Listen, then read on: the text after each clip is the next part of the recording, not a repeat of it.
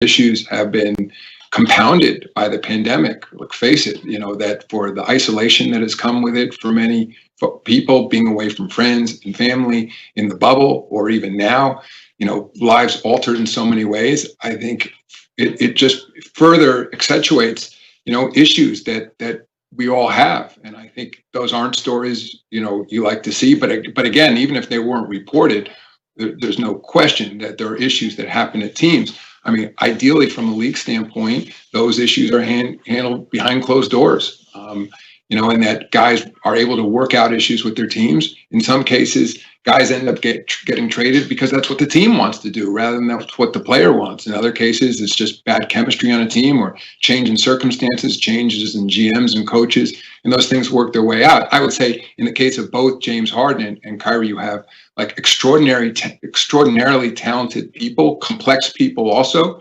who again, in many ways like LeBron, it's not just about life on the court. They're multidimensional people. They feel strongly about lots of issues around their community.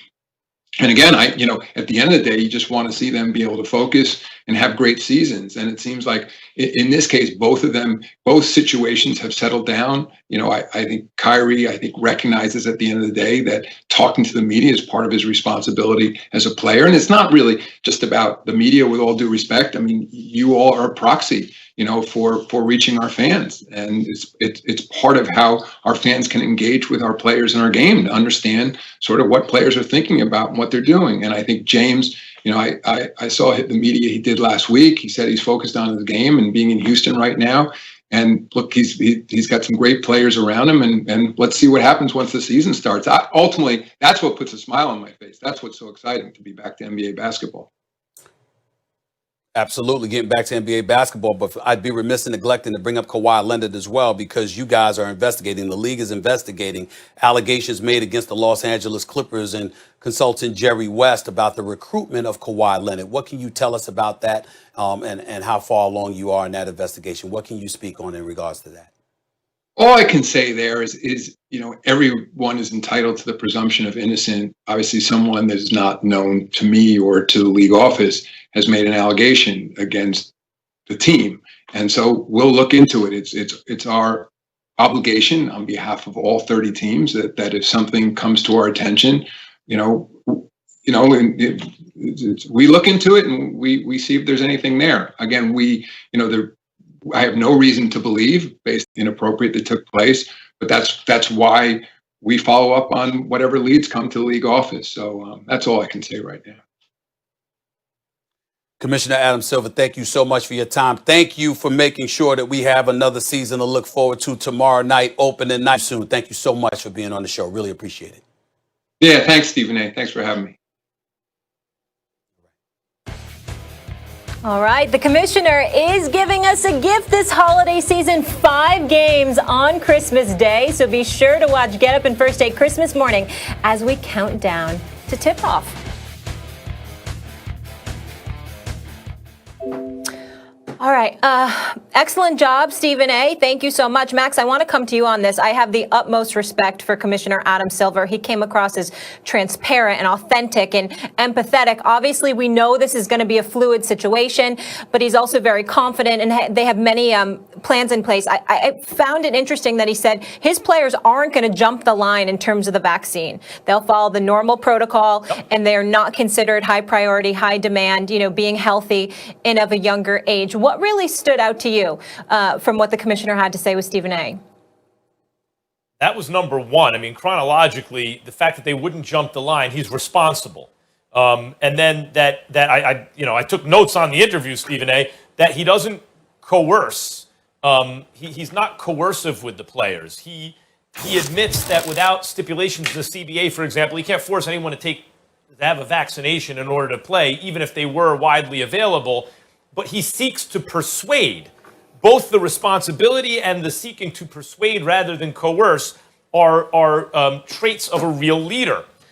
He admits what he doesn't know about how the season without a bubble is going to work. And that attitude also shows humility and maturity, which is needed to tackle that kind of a challenge. That's leadership. He also said, by the way, the Supermax extension is working.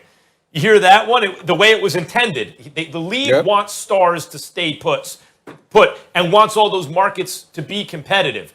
What's interesting about Silver is this all fits the profile, and about the way he seems to see the players as partners, as opposed to the NFL, for example, which seems to take a more kind of authoritative position versus the players, and a more antagonistic one, and vice versa with the players to the NFL. So although his kind of style of leadership, I think, was on display there, and it's promising for the NBA.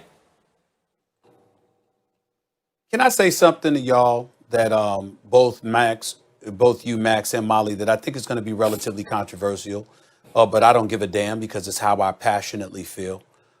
I am not one, and could y'all put me on the 3 screen because I want to see Molly when I'm saying this as well. I'm not, first responders, people who have obviously questionable health situations and are in desperate need of it. I'm not talking about them. Of course, they come first. But this notion, I can't stand, and we didn't have much time, so we were limited in the time that we were going to have. So I didn't go too deep into it. But I get tired of hearing leagues say, we're not going to jump the line, because I think people are looking at it wrong. And this is the controversial part, it could be, that I want to say to the public. When I think about basketball and I think about football, I'm not thinking about the players. I'm thinking about the thousands and thousands and thousands of people they employ. And so when I think about, if you have access, if you have the means because you generate revenue, and as a result, you can get to the head of a line. And I'm not talking about ahead of those who are ill. I'm not talking about those who are in need. I'm not talking about that. I'm saying them first. First responders, first. Get all of them. Hospital workers, health workers, first. But outside of that, once you get down to it, I inherently have a problem with this notion. We're jumping to the front of the line because I think people are thinking about the players and the performers. I think we're forgetting about the thousands upon the thousands upon the thousands of people that are employed and are looking to work and don't want to end up unemployed and don't want to end up on a food line. They don't want to end up in those conditions. And I think and not only that, they're the ones roaming in the streets every day, hustling and bustling, working their 9 to 5 or beyond to get themselves in position to provide for their families and to be healthy, and risking their health in order to do it. So what I'm saying is, if you're a league, a multi-billion-dollar establishment that ultimately generates that amount of money for the modern day workers out there, and you feed the economy and you're able to feed folks, salaries and things of that nature.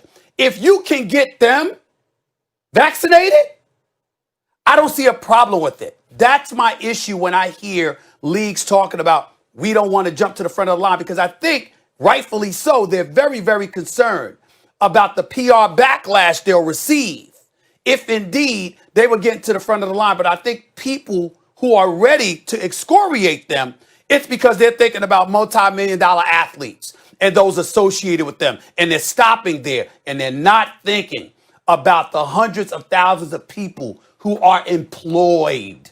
It matters.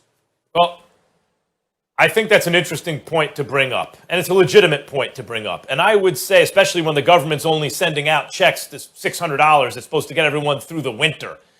People who are out of work, they're supposed to live on $600 through the winter, yes, which is absurd. But I would also say that leadership at the very top, or a lack thereof, such as only $600 checks to people who need the checks, that does create a kind of a rat race environment, right?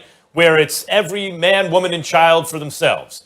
And if you can get your hands on some vaccines, then okay, that's more important, because that'll keep the economy going, and that's so important. Yes, that environment is created with a lack of leadership at the top.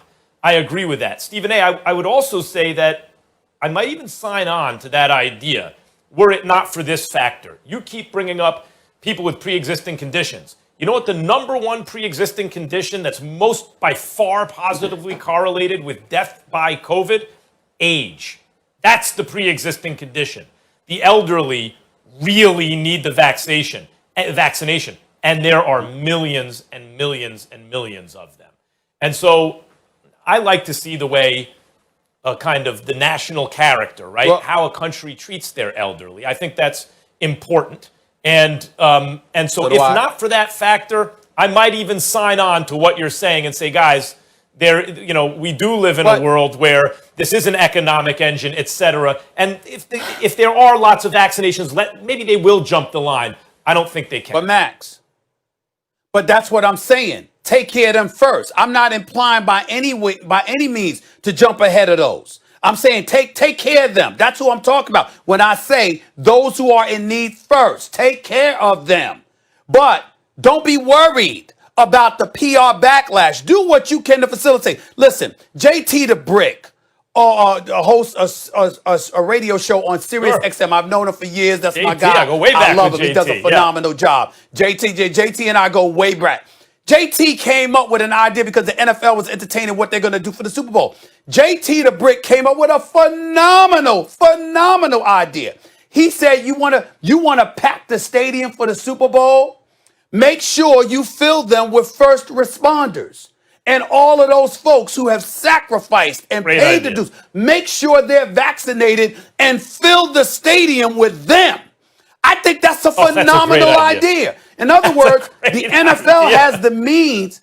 The NFL has the means to pull it off. The NBA and other professional sports leagues have the means to facilitate those who are in dire need of a vaccine being taken care of. I'm just saying, once that's done, don't worry about the PR backlash because you might have the means to jump ahead of some people if indeed the goal is to make sure those thousands upon thousands of people remain employed. Let's make sure we remember that. Get them vaccinated. Get them taken care of. I totally agree about. Let me get in here really quickly, Max, because I don't think what you're actually saying, Stephen A., is controversial, because I think at the end of the day, we're talking about the game of life, game of basketball. We all respect the fact that the first responders need to be taken care of. I have a cousin who works in the ER in Massachusetts. He had just said to me he received his first vaccine. Obviously, there's 2 doses. He has to wait another 3 weeks. That's very promising. Just someone in my inner circle. But then at the same time, if we're talking about the pre-existing